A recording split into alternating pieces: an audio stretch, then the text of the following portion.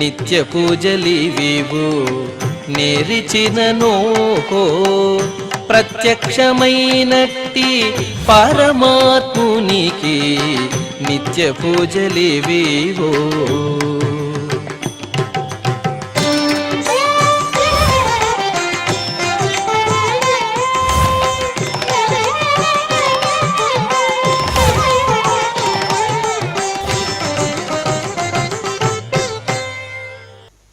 ఓం నమో వెంకటేశాయ.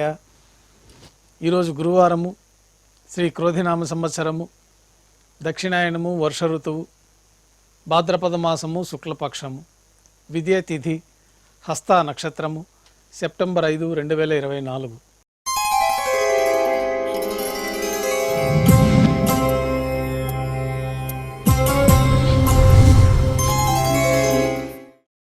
శ్రీవారికి గురువారం ఆర్జిత సేవగా తిరుప్పావడి సేవ విశేషంగా జరుపుకుంటాము.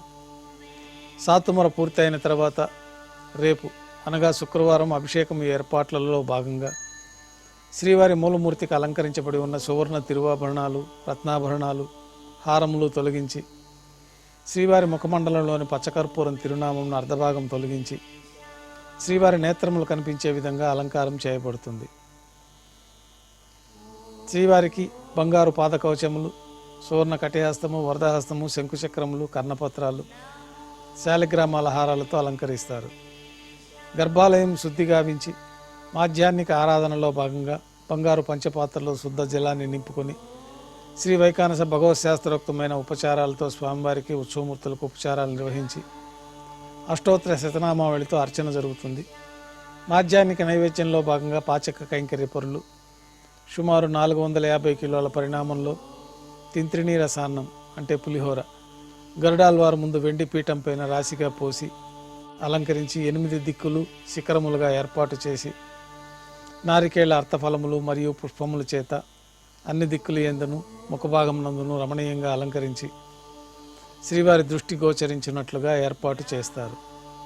గర్భాలయంలో విశేషమైన లడ్డూ ప్రసాదం, వడ, అప్పము, జిలేబీ, మురుకు, పాయసం, అన్నప్రసాదాలు ఘంటానాదం మధ్య శ్రీవారికి మాధ్యాహ్నిక నైవేద్యంగా సమర్పించి అన్నకూటం చుట్టూ ఏర్పాటు చేసిన తెరను తొలగించి తిరుప్పావడి సేవలో భాగంగా వేద పండితులు బంగారు వాకిలిలో శ్రీనివాస గద్య పఠనం చేస్తారు. తర్వాత బంగారు వాకిలి నుండి శ్రీవారికి కర్పూరహారతి, అలాగే అన్నరాశికి కర్పూరహారతి ఇవ్వటంతో ఈ తిరుప్పావడి సేవ పూర్తి అవుతుంది. అనంతరం భక్తుల్ని సర్వదర్శనానికి అనుమతిస్తారు. ఈరోజు భక్తులు స్వామివారిని నేత్రదర్శనం అలంకారంలో దర్శించుకుంటారు. ఉభయ దేవేలతో శ్రీ మలయప్ప స్వామివారు బంగారు తిరిచిపైన వేంచేసి మేళ తాళాలతో ఊరేగింపుగా విమాన ప్రదక్షిణంగా సంపంగి ప్రాకారంలో కల కళ్యాణ మండపానికి చేరుకుంటారు.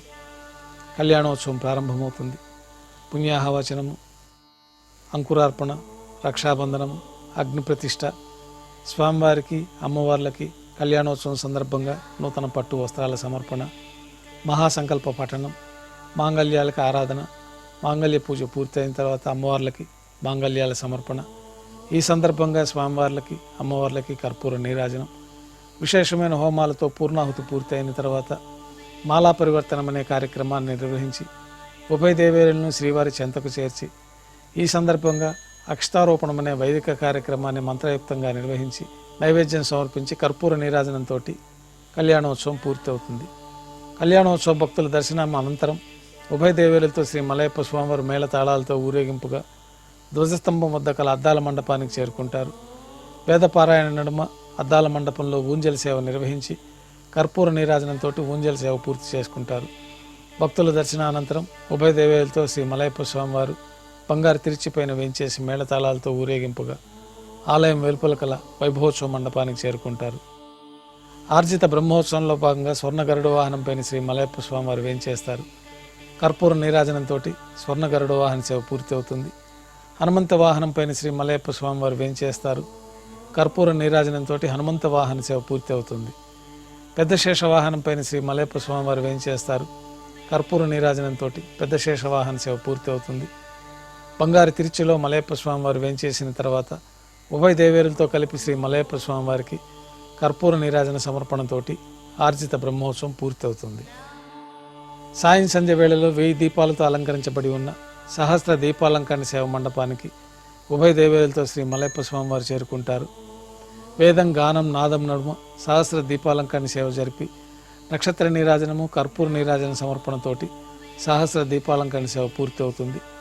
ఉభయ దేవేలతో శ్రీ మలయప్ప స్వామివారు బంగారు తిరిచిపోయిన 4 తిరువీధుల ఉత్సవం జరుపుకొని భక్తులను అనుగ్రహించి ఆలయంలోకి చేరుకుంటారు. ఆలయంలో నైవేద్యం పూర్తయిన తర్వాత గర్భాలయంలో వేంచేస్తారు. వెంటనే రాత్రి తోమాల సేవ ప్రారంభమవుతుంది. గురువారం సాయంత్రం స్వామివారికి పూలంగి సేవ నిర్వహిస్తారు.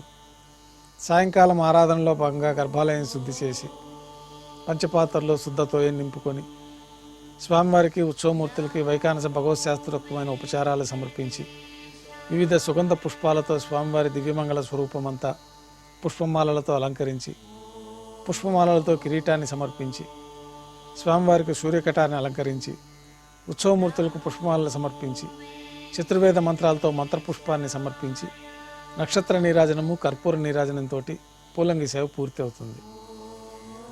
అష్టోత్తర శతనామావళితో అర్చన జరుగుతుంది. రాత్రి నైవేద్యంలో భాగంగా అన్నప్రసాదాలు, పన్యారాలు, దోశ, ఘంటానాదం మధ్య నైవేద్యంగా సమర్పిస్తారు. తిరువిస నైవేద్యం పూర్తయిన తర్వాత భక్తులని పూలంగి సర్వదర్శనానికి అనుమతిస్తారు. కొద్ది విరామం తర్వాత ఏకాంత సేవలో భాగంగా రాత్రి సమర్పించిన పుష్పమాలికలన్నీ సళ్ళింపు చేసుకొని గర్భాలయాన్ని శుద్ధి చేసుకొని ఏకాంత సేవలో భాగంగా బంగారు పంచపాత్రలు బ్రహ్మ తిరువారాధన కోసమై బంగారు బిందెలోని తీర్థాన్ని సమర్పించి బంగారు పట్టు పాన్పు పైన కౌతుకభేరమైన శ్రీ భోగ శ్రీనివాసమూర్తి వారిని వేంచేపు చేసి ఈ సందర్భంగా జీడిపప్పు, ద్రాక్ష, కలకండ కలిపిన మిశ్రమాన్ని స్వామివారికి నైవేద్యంగా సమర్పించి గోక్షీరాన్ని నైవేద్యంగా సమర్పించి కర్పూర నీరాజనంతో ఏకాంత సేవ పూర్తి అవుతుంది. ఓం నమో వెంకటేశాయ.